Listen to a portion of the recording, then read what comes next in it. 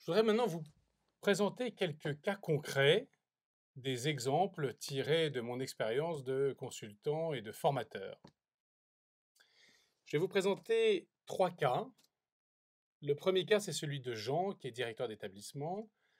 Le deuxième cas, celui d'Annick, qui est responsable de contrôle de gestion. Et puis le troisième cas, c'est celui de Rachid, qui était responsable des ventes. Le premier cas, c'est celui de Jean, qui est le directeur d'un établissement dans un grand groupe. Jean a un style de management naturel qui le porte à être très participatif. Il aime bien ne pas s'imposer, il aime bien écouter les personnes, les faire s'exprimer.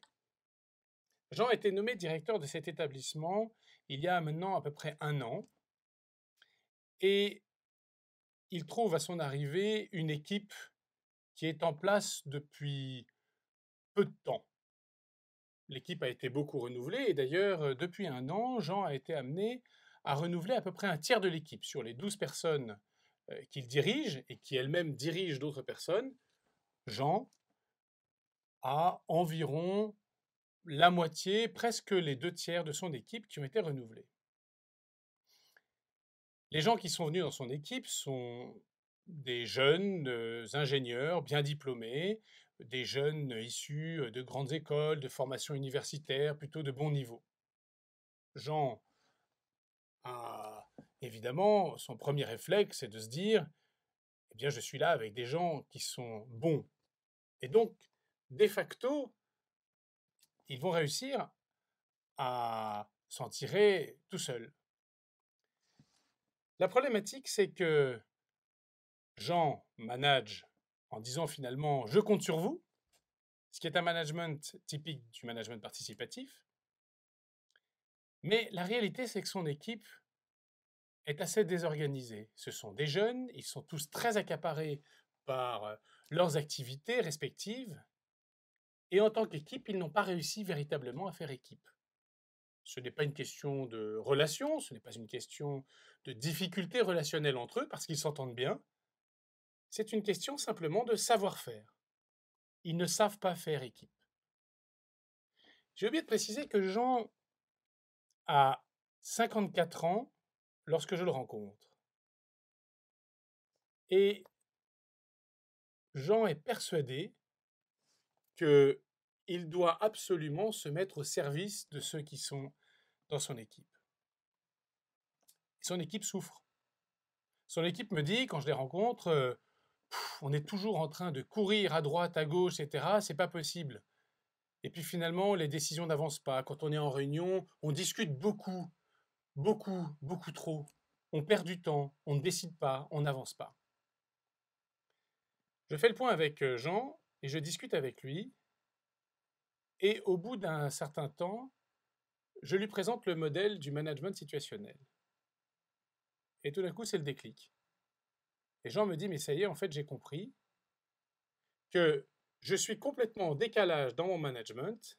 J'ai pris en fait une posture naturellement complètement participative, mais ce n'est pas le besoin de mon équipe. Le besoin de mon équipe, c'est en fait que je la structure, que je l'organise. Il était toujours résistant par rapport à ça parce que ce n'est pas sa méthode naturelle de manager. Et il a compris qu'il fallait passer par une phase, par une étape qui nécessitait qu'il soit directif pour essayer au plus vite d'amener son équipe dans une situation d'autonomie qui lui permettrait de rentrer dans un management délégatif. Le problème, c'est que le décalage qu'il y avait entre le management initial de Jean et la réalité de son équipe faisait que l'équipe n'avançait pas bien, perdait de l'énergie, souffrait et devenait essoufflée très rapidement. Le recalage de Jean sur son management pendant quelques mois pour donner des directives sur la manière dont il voulait que désormais son équipe travaille,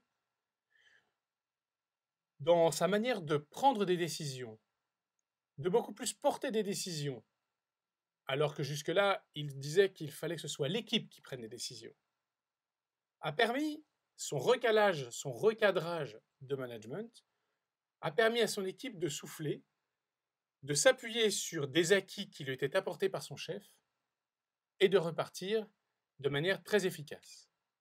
Je voudrais maintenant vous parler de l'exemple d'Annick. Annick était responsable du contrôle de gestion dans une entreprise de plus petite taille. Elle avait au-dessus d'elle un directeur financier et qui lui-même était rattaché au directeur général de l'entreprise. Annick avait une équipe de 3 personnes. Dans cette équipe de 3 personnes, elle a décidé de nommer une très bonne contrôleuse de gestion, quelqu'un qui était là depuis 5 ans dans son équipe et qui était très efficace dans son métier. Elle demande à cette personne, que je nommerai Virginie, elle demande à Virginie de s'occuper de la mise en place du nouveau système d'information de gestion, de le piloter. C'était une entreprise d'une taille moyenne, il y avait donc aussi un service informatique qui était en charge de cette mise en place, mais Virginie, à la demande d'Annick, devait piloter ce projet pour la partie maîtrise d'ouvrage, c'est-à-dire pour la partie métier. Virginie se lance dans cette opération, mais très vite commence à découvrir que la mise en place d'un système d'information, même si elle était en charge de la partie métier, ne concernait pas que le fait de définir les besoins des utilisateurs et notamment les besoins du contrôle de gestion. Il y avait derrière un certain nombre de problématiques techniques qui étaient très impactantes pour cette partie métier. Petit à petit, Virginie commence à perdre pied. Annick, sa chef, plus Virginie perdait pied, plus Annick se désengageait. Et lorsque j'ai rencontré Annick et qu'elle m'a parlé de ce qui se passait, de ses difficultés avec Virginie, elle m'a dit la chose simplement suivante. Vous comprenez, Virginie, c'est une très bonne contrôleuse de gestion. Si jamais je suis sur son dos, si je viens la voir en permanence, elle va étouffer. Elle ne va pas supporter. En réalité, au fur et à mesure où Virginie avançait dans son projet de système d'information, elle commençait à perdre pied, à être dépassée, notamment par cette partie technique. Que par ailleurs, d'ailleurs, Annick, qui avait mis en place plusieurs fois des projets de système d'information de ce type-là, connaissait bien. Et donc, Annick me dit, vous comprenez, je vais l'infantiliser si je vais trop souvent vers elle. Et là, je lui ai dit, mais écoutez, vous êtes en train de faire exactement le contraire de ce qu'il faut faire. En effet, Virginie, au début, elle avait envie de se mettre dans ce projet. Mais petit à petit, sur ce projet informatique, elle a commencé à perdre pied. Et elle ne savait pas forcément pour autant très bien gérer cette dimension technique, en tout cas les liens entre la partie technique et sa partie métier. Et par conséquent, ce qui s'est passé, c'est que elle a commencé à voir sa motivation décroître, sans pour autant faire beaucoup grandir son niveau de compétence. Elle était donc dans la case en bas à gauche, avec un besoin d'avoir un management persuasif. Tandis qu'Annick, elle, plus elle voyait Virginie déborder, plus elle se disait il ne faut surtout pas que j'en rajoute une couche et que je vienne la voir. Donc plus elle se désengageait et partait vers un niveau délégatif très élevé. Très peu d'investissement dans l'organisationnel, très peu d'investissement dans le relationnel. Ce qui ne faisait qu'accentuer le malaise de Virginie, et ce qui ne faisait que plonger Virginie dans un vrai désarroi en se disant « je suis mauvaise », et en plus de ça, je croyais que ma chef était quelqu'un de bien, mais elle se désintéresse complètement de moi. Le fait de se voir, de discuter, de prendre conscience du décalage qui était proprement improductif, ou en tout cas qui réduisait fortement l'efficacité de Virginie, a permis à Annick de complètement changer son management. Et en changeant son management, en prenant un management beaucoup plus persuasif, en revenant au contact, en revenant aider Virginie, en l'aidant à structurer, prioriser, décider presque à sa place au départ, de ce projet, même si ce n'était pas tout à fait le départ, puisque Virginie avait déjà commencé depuis quelque temps, ça a complètement aidé Virginie à basculer de la partie apprenant désillusionné vers la partie capable mais prudent, et même d'ailleurs à partir de là, très rapidement, elle est partie dans la logique d'expert autonome. Ce dont elle avait besoin, c'était d'un cadrage, d'une structuration pour l'aider à sortir la tête de l'eau. Le fait que Annick ait changé son management a permis à Virginie véritablement de retrouver des marges de manœuvre et surtout de retrouver une efficacité. Et le projet, par la suite, a continué sur un certain temps, mais a pu être un vrai succès, en tout cas du point de vue du contrôle de gestion.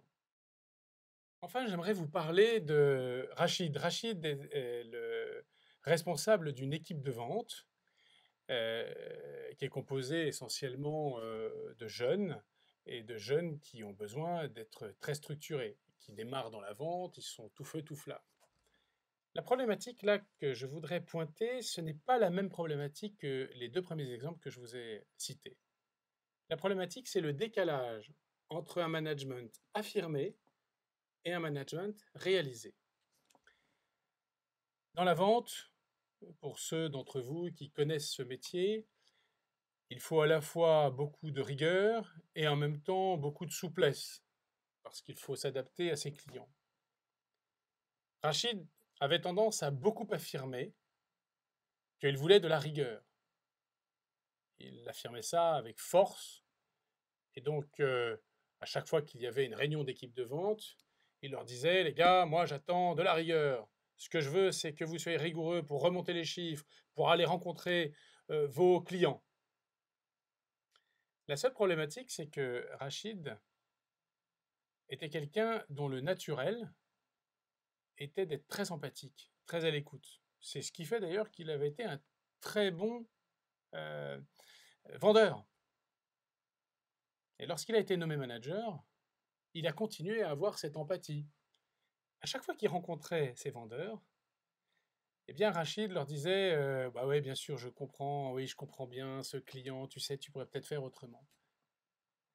Et donc Rachid renvoyait un décalage complet de discours entre je suis avec toi, bien sûr, je te comprends, et tant pis sur la rigueur, bien sûr, il faut faire preuve un peu de souplesse, et en même temps des discours collectifs sur lesquels il insistait beaucoup sur l'importance de ramener des chiffres de manière précise, rigoureuse, sur le fait de tenir à jour les dossiers des clients, etc.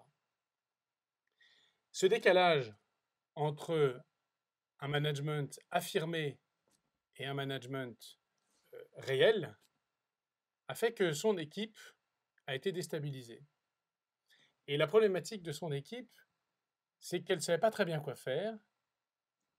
Et certains suivaient le discours, d'autres suivaient les actes. Chacun prenait ce qu'il voulait. Et la réalité, c'est que l'efficacité de cette équipe n'était pas très bonne. Quand j'ai rencontré Rachid, on en a discuté. Et on est convenu du fait que sur certains sujets, il fallait qu'il insiste sur la rigueur, mais cette fois qu'il les tienne dans la réalité. Lorsqu'il a fait ça, Rachid a complètement changé le point de vue que l'équipe portait sur lui. Parce qu'en fait, l'équipe, même s'il était très sympathique, avait tendance à plutôt le déconsidérer. Le fait de maintenir cette rigueur qu'il affichait et qu'il affirmait de partout, tout en ayant des zones qui étaient beaucoup plus clarifiées, sur lesquelles il avait dit là-dessus, je n'attends pas de rigueur spécifique de votre part, eh bien, le fait d'être en vraie cohérence de management entre son discours et ses actes a permis à Rachid de retrouver la confiance de son équipe et puis l'intérêt de son équipe qui s'est mise en ordre de marche pour être complètement aligné et atteindre les objectifs. Et en fait, ce qui est assez intéressant, c'est que le fait de changer sa posture, et cette fois sa posture entre le discours et la réalité, a permis à Rachid de gagner le trophée dans les 6 mois qui suivaient cette intervention et cette découverte du management situationnel.